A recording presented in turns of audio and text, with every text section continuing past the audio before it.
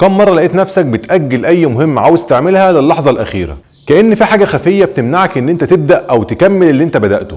أنا النهاردة هكلمك عن عدو النجاح الخفي، التسويف والمماطلة. أنت ممكن تشوف إن المصطلحين دول متشابهين من ناحية التأثير على حياتنا وإنتاجيتنا، لكن هقولك لأ، فيهم فروق وفروق دقيقة جدا. وأول خطوة عشان تقدر تتحرر من قيود التسويف والمماطلة هو أنت تعرف الفروق اللي ما بينهم إيه. عشان كده تابع معايا الفيديو للآخر.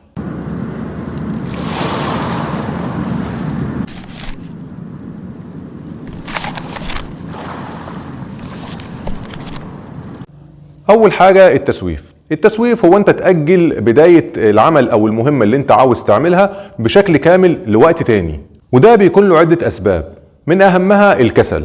ممكن تكون كسلان إن أنت تبدأ، أو الخوف من الفشل، ممكن يكون عندك خوف من إن أنت تفشل لو بدأت في المهمة دي، أو قلة الحافز، أنت ما عندكش حافز إن أنت تبدأ فعلا في العمل اللي أنت عاوز تقوم بيه. والتأجيل ده بيحصل قبل حتى ما تلمس المهمة اللي أنت عاوز تقوم بيها، وده اللي بنسميه التسويف.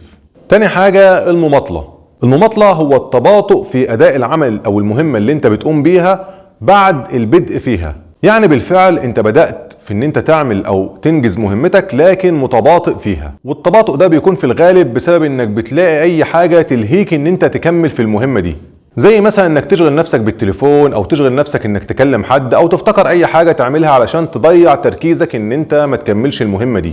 والتباطؤ ده بعد ما تدخل في العمل بنسميه المماطلة.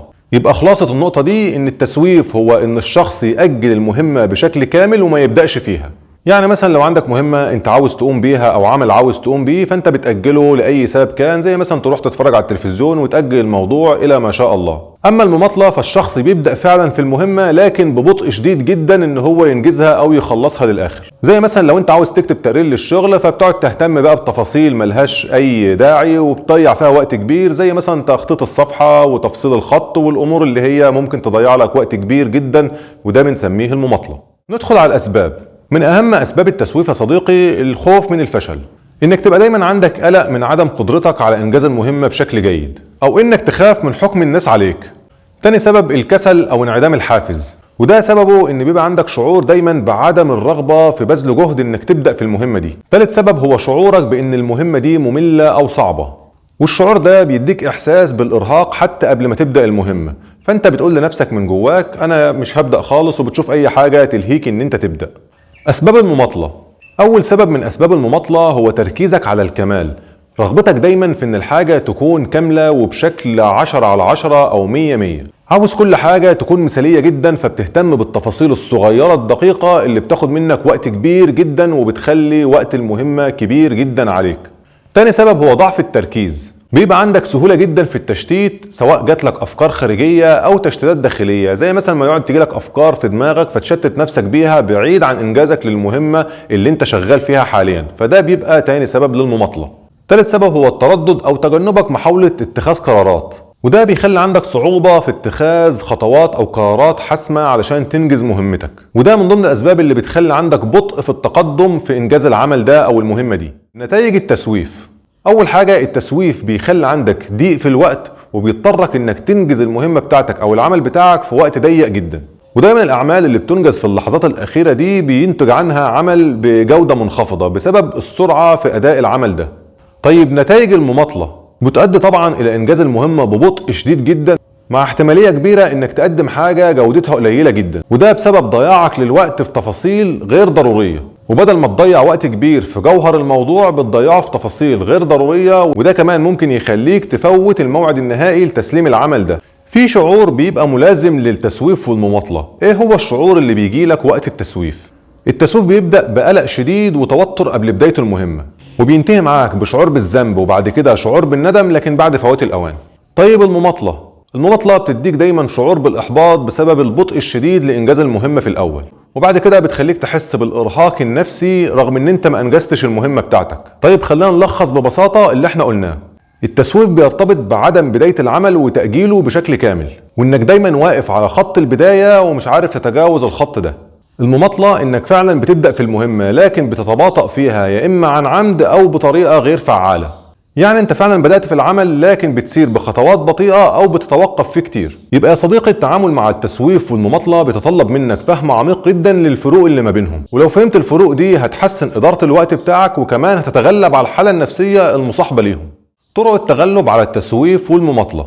طبعا يا صديقي انا مش هسيبك كده من غير ما اقول لك على بعض الطرق اللي تقدر بيها تتغلب على التسويف والمماطلة. وتغيير العادة مش حاجة مستحيلة، لا انت تقدر فعلا تغير اي عادة سيئة او تكتسب اي عادة كويسة. انا دلوقتي هقول لك بعض الاستراتيجيات كده اللي ممكن تغير بيها طريقة تفكيرك او تغير بيها عادة سيئة. اول حاجة عندنا صديقي تقسيم المهام. لو عندك مهمة كبيرة جدا جزأها لمهمات صغيرة، وده بيخلي بدايتك سهلة وبيخليك ما تدخلش في الإحساس بتاع الإرهاق والكسل المصاحب للمهمة الكبيرة. تاني حاجة تحديد الأولويات. اعمل قائمة دايما بالمهام وحدد فيها الأولى فالأولى والأهم فالأهم، وده بيخليك دايما تركز طاقتك في أهم حاجة وبعد كده بتتدرج لكل حاجة بالتدريج. ثالث حاجة كافئ نفسك دايما بمكافأة حتى لو صغيرة، يعني مثلا بعد كل مهمة صغيرة هتعملها ممكن مثلا تعمل استراحة أو إنك تشرب كوباية شاي أو كوباية قهوة، أي نوع من أنواع المكافأة اللي أنت شايفه يكون مرضي ليك وكمان يديك حافز على الاستمرار. رابع حاجة إنك تحدد وقت معين. دايما يا صديقي تحط جدول زمني لإنجاز المهمة اللي انت عاوز تعملها. التزامك دايما بجدول زمني بيقلل فرصة انك تأجل المهمة دي. خامس استراتيجية هو التغلب على الخوف. دايما فكر نفسك ان ادائك الجيد او حتى المنجز افضل بكثير من سعيك ورا الكمال اللي هو ممكن ما تحققوش وفعلا مش هتحققه، لان الكمال او حبك لوصولك لدرجة الكمال هو عدوك الحقيقي لإنجازك لأي مهمة. سادس حاجة انك تدرب دايما عقلك وذهنك وجسمك انك تتواصل في العمل لمدة مثلا 25 دقيقة وبعد كده تاخد 5 دقائق راحة. لو كررت الموضوع ده هيبدأ جسمك وعقلك يترجم ويبدأ يتفاعل مع الموضوع ده، وانك دايما تركز ما تتشتتش في الفترة دي. ومرة مع مرة التقنية دي هتدرب عقلك على التركيز العالي وهتمنع عنك الارهاق. سابع حاجة ابدأ بخطوات صغيرة. حتى لو ما كانش عندك طاقة او ما عندكش حافز كبير جدا انك تبدأ الخطوة، ابدأ بخطوة صغيرة جدا عشان تدخلك في المشروع او المهمة اللي انت عاوز تعملها.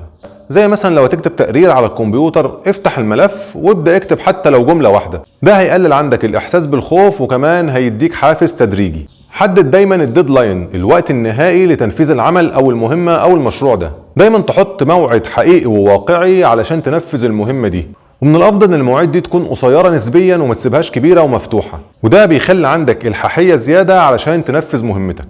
تاسع حاجه التخلص من عوامل التشتيت، يعني انك تخصص مكان هادي تشتغل فيه ما يكونش فيه اي ملهيات زي التلفزيون او الموبايل او اي حاجه تشتت انتباهك عن العمل اللي انت هتقوم بيه، وده هيديك تركيز بس على المهمه اللي معاك.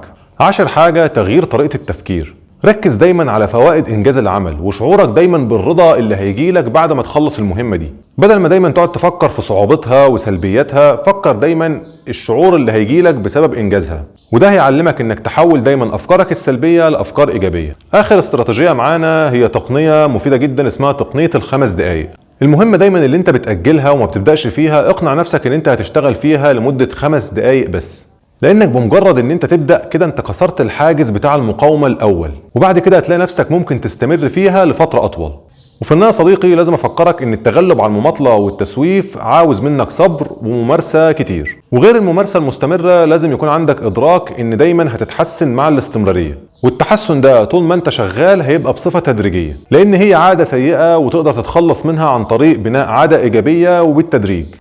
يبقى مفتاح الموضوع ده يا صديقي انك تركز على نقطة البداية وتشتغل خطوة بخطوة وتحتفل بكل انجاز صغير، وما تكونش كسول وتنتظر الالهام او الرغبة في عمل الشيء، لان في مقولة بتقولك افعل الاشياء حتى عندما تفقد الرغبة في فعلها، لان فعلها مع الرغبة يكون سهلا جدا. والتغيير دايما بيبدأ بخطوة، والتحدي الكبير هو الخطوة دي. وفي النهاية صديقي اتمنى يكون الفيديو عجبك واستفدت منه ولو بمعلومة واحدة، وتعمل شير ولايك وكومنت وتفعل الجرس وتشترك في القناة لو ما كنتش مشترك في القناة. اشوفك ان شاء الله في حلقة تانية. سلام عليكم.